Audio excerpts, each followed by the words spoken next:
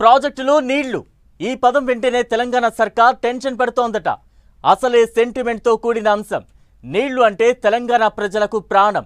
పైగా అది ఉద్యమ ట్యాగ్ లైన్ కూడా.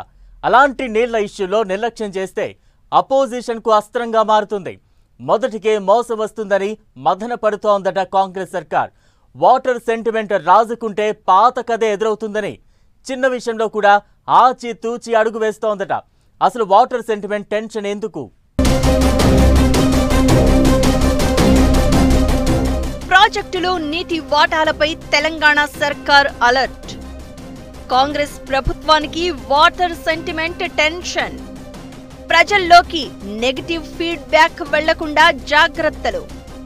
వాటర్ ఇష్యూలో రేవంత్ ఉత్తమ్ పదే పదే ప్రెస్ మీట్లు. వాటర్ ఇష్యూలో బీఆర్ఎస్ పార్టీ ఏపీ సర్కారుపై విమర్శలు. నీళ్లు, నిధులు, నియామకాలు ఇవి తెలంగాణ ఉద్యమ ట్యాగ్ లైన్స్. ఇందులో మొదటిదే నీళ్లు. ఉద్యమం ఉవ్వెత్తున ఎగిసి పడడానికి, పంట పొలాలు పచ్చగా మారాయంటే కేసీఆర్ వల్లే అని ప్రజలు గుర్తు చేసుకోవడానికి కారణం కూడా నీళ్లే. అలాంటి సాగునీటి అంశంలో ఏపీతో వివాదం నడుస్తూనే ఉంది.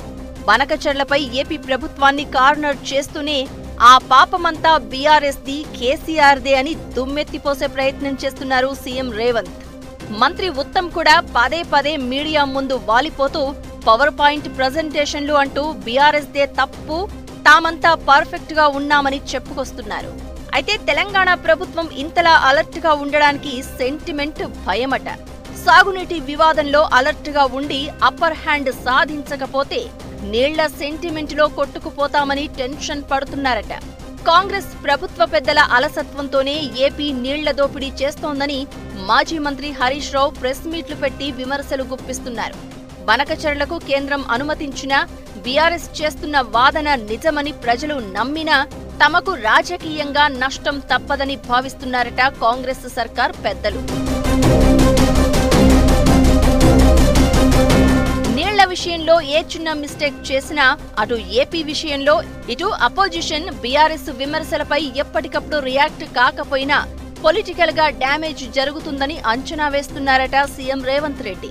అందుకే నీళ్ల విషయంలో ఎప్పటికప్పుడు అలర్ట్ గా ఉంటూ పార్టీ నేతలు, ముఖ్యంగా ప్రజల్లో ఉండే కాంగ్రెస్ నేతలకు నీటి అంశాలపై అవగాహన కల్పిస్తున్నారట.